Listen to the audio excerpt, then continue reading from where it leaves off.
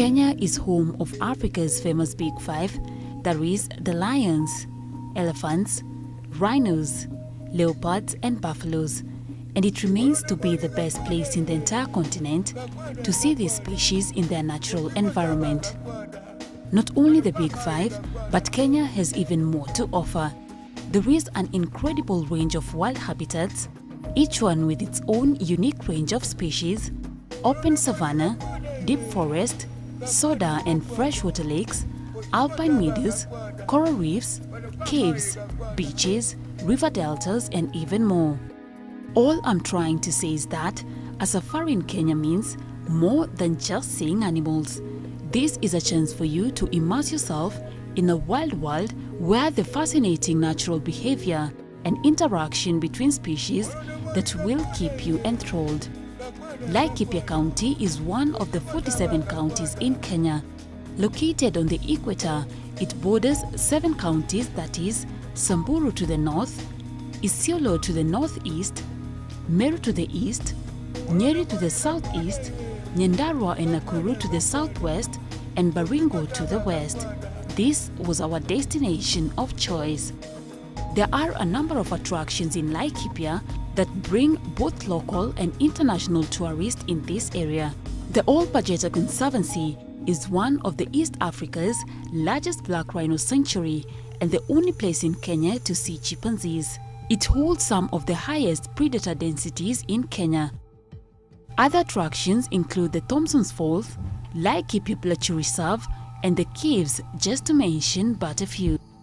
Since we have always brought to you the beauty of wild animals, today we would like to look at it critically and learn how easy or how hard it is for the people who have to coexist with the wild animals.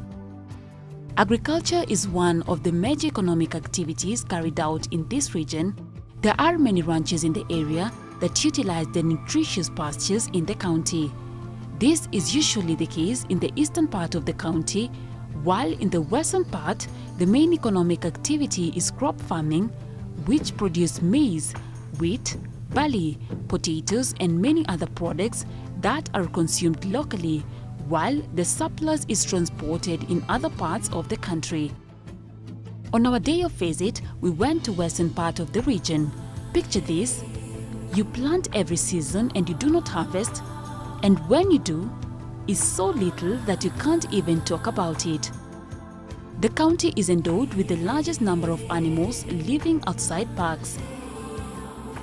For the last decades, residents in Laikipia have had to learn how to live with the constant invasion of the elephants. The elephants have been destroying farm crop, demolishing granaries, and threatening school-going children. Kama last year mimi nilipofuna mahindi yangu nilipepeta. Kama siku ya Friday, siku ya Jumamosi hivi, mimi nilikuwa nangojea kilo hili nije nipimiwe ndio niuze, nipate yenye nitabakisia watoto yangu.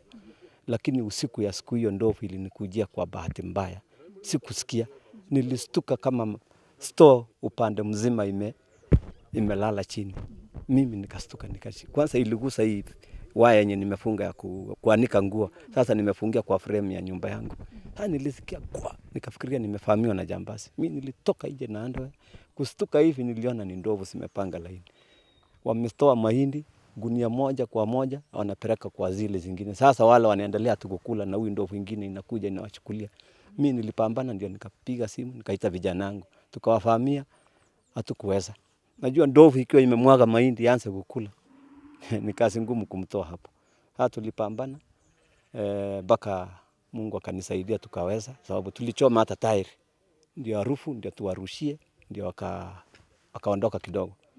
Ndio sasa nikajaribu kupiga simu kwa KWS, nikapigia huyu Mr. Anunda pale Rumuruti na wakakuja wakatusaidia, wakasukuma.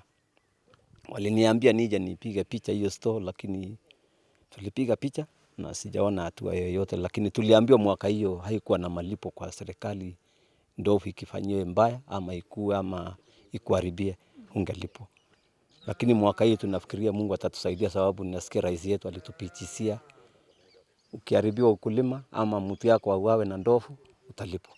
Kama wiki hii leo tunaenda kumalizia, wiki jana siku ya Alhamisi, kuna mama hapa jirani yangu walikutwa huku na ndovu wakiwa kwa kuni. Hiyo mama alirushwa, hata tulistuka sisi sababu tulikuwa kwa hii kasi ya fence. Nikapigiwa simu, kwani nduru ni ya nini kwenyu? Mimi nikamwambia mimi sijui, niko mbali, singeweza kujua. Lakini nilipigiwa tayari simu sababu mimi nikiwa pale kwetu, mimi ni mzee chief. Yani mimi ni kama elder, kila kitu anapewa report ndio nipeane kwa chief. Kwa hivyo siku hiyo nikatoa, bahati mzuri nikapiga simu, bonda ikakuja, nikakimbia mpaka huko, tukachukua ile mama mpaka kwa lami, tukamkimbiza hospitali Nyahururu district. According to the residents in this area, if a night passes without the elephants making a visit to their farms, it's a miracle, and it's a day they live to remember. Residents are now accustomed to hearing sounds of drums and tins and constant shouts and screams in a bid to scare them away. On this day, we visited a farm that had been invaded by the elephants like 2 to 3 days prior to our visit. Thanks to the construction of an electric fence in the area, the farmers now have something to smile about. Yeah, this project actually is along the South Marmanet Forest.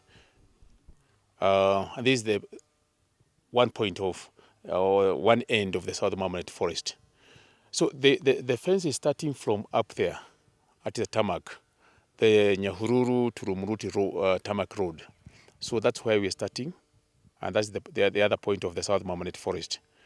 So between that point and the other point, the end point of this forest, where the South Marmanet borders the Rumuruti Forest, is exactly 6.89 kilometers. And so the distance, the length of this fence is 6.89 kilometers. But our initial budget was for 5.5 kilometers. But we have tried to see what we can do with the technician, because we are collaborating with the KWS, and the technician is coming from KWS, Mr. Mutava. And we have tried to utilize the materials for 5.5 kilometers, and we have extended the fence to close to 7 kilometers, so that we cover this area. And that was our vision, that was our passion, that's what we wanted. We'll be able to protect the farms of close to 1,000 farmers, and the population, we think the population will go to about 5,000 people in this area that are going to benefit from the mitigation of the human wildlife, mainly the elephants, from this forest, the mountain forest, to their farms. And it's quite a big problem. As you have seen when you said there are so many elephants, and they are not protected, the farms are just here. And since there's nothing they're eating in this forest, there's no fodder in this or foliage for them to feed on in this forest. They stay in this forest during the day, and they walk into the farms from 6, as early as 6 sometimes. By 7, by 8, they're already in the farms, all over roaming in Marmanet area, Ceylon area, Chambanyeri, Kianogo, Bega, up to Dhiro, the tarmac area. They're all over here, hundreds of them. And that one has been a problem for the last 10 years. 10 years, that's when the impact of the menace actually for the elephants to this area has related because of the forest destruction. And as a result, one time this community, I mobilized the community to dig a moat. There's already a moat along this area that we did the year 2004, 2005, going for 30 kilometers. We are trying still to mitigate the conflict of the elephants and us, the community here. Afterwards, we also visited the Marmanet Forest. Marmanet Forest receives water from 2 catchment areas and plays an important role in reducing soil erosion. The forest over the years degraded due to settlement, loggers and requirements of local communities and other vested interests. In a bid to restore the forest hope, and other organizations started planting trees back in the forest. In this forest we have planted, last year we planted 47,000 trees indigenous, to an effort to try to rehabilitate this wonderful land. Other than planting trees, we are also doing energy conservation. We're introducing the modern technology of renewable energy to the communities allowed this ecosystem.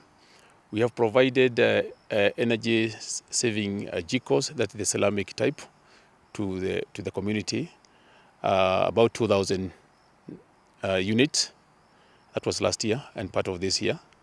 And we are also providing the institutional energy-saving stoves to the chosen institutions that are very needy, especially primary schools and day secondary schools that we have along this ecosystem. That is from South Mamanet Forest down to Rumuruti and Sosian location. That is an effort to reduce the use of fuel, meaning the food from, the fuel from the forest.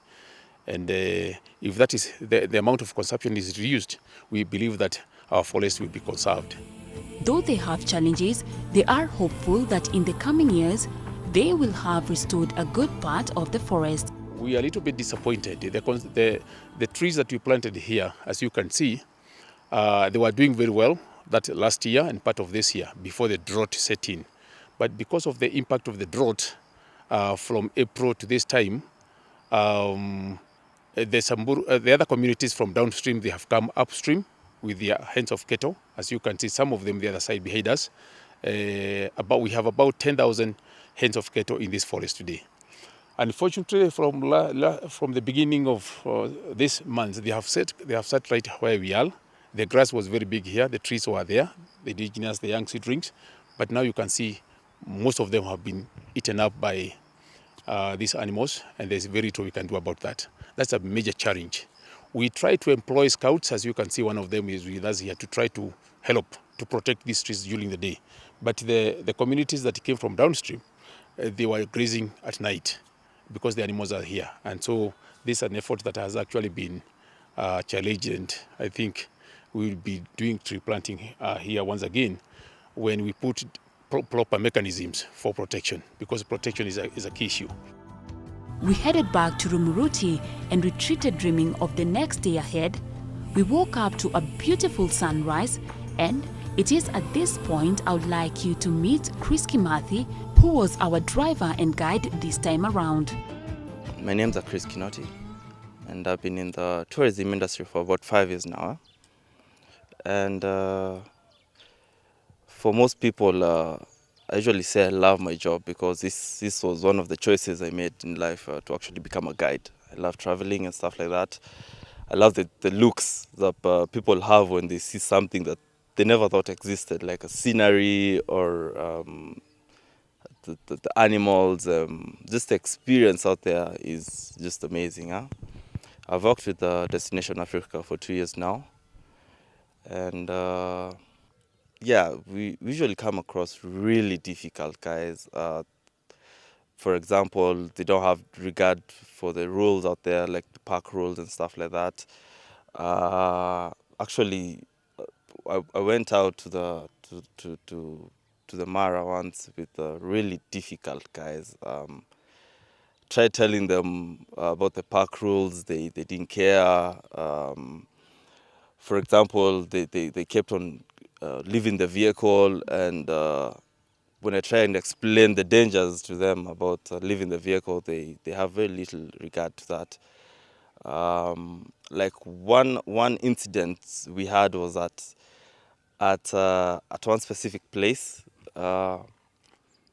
He actually chucked the car. He left the vehicle, and I tried warning him and telling him, you know, for us in the wild, something is always looking at you, and you don't have any idea about that. Mm-hmm.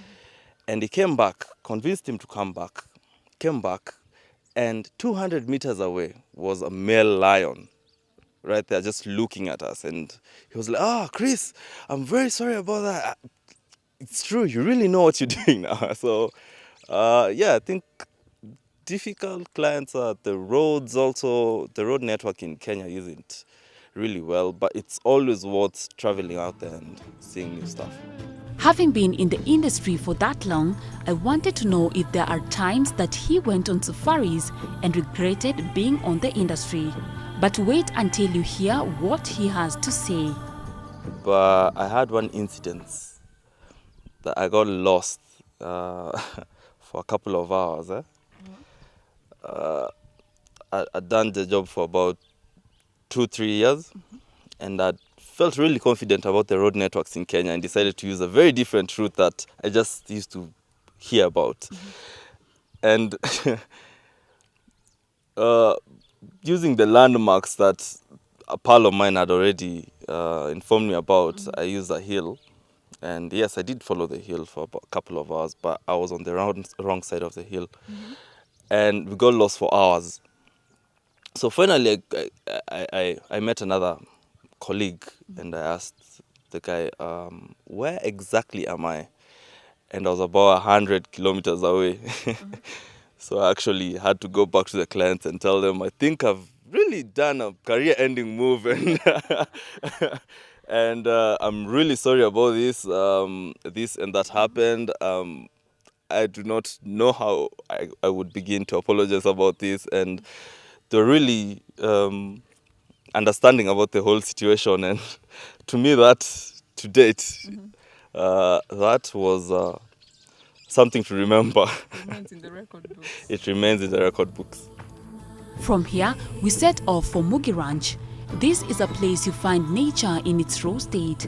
The ranch is managed by Klaus Mortensen. The ranch has preserved and increased its population of critically endangered gray zebra through the preservation of the delicate ecosystem.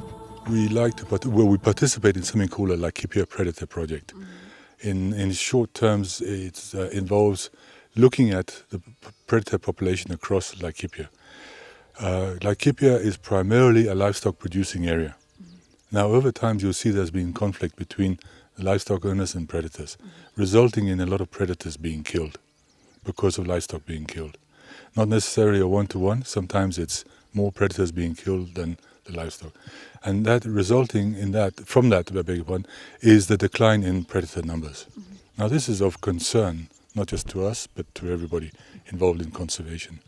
So we are looking at ways, and one of the ways is to put radio transmitting collars on them so that we can track their movements, get to know their territories, get to know the pride build up, eventually even know the individuals and give them names. And through that very close monitoring, we're able to divert potential attacks on livestock. Yeah, so we're seeing it as a great benefit that we can live cohesively with such a beautiful beast as a lion in our ecosystem. Yeah. Unfortunately, we have not gone unscathed in this poaching scourge that is going on. We have been subjected to a number of incidents. So that makes also the cost of conservation more expensive all the time. Because as the threat rises, we have to increase the security of these animals. For that, we carry the burden ourselves, right? And the issues are there because the value of these trophies has skyrocketed. And so it is a real issue. But we try our best. We have a very good monitoring systems with our rangers and the personnel on board. Yeah. One thing though that came out clearly is that until the common farmer starts to gain from the wild animals, then the future of our wild animals is bleak. It was an eye-opener weekend for me, and I learned that everybody needs beauty as well as bread. Places to play in and pray in where nature may heal and give strength to body and soul.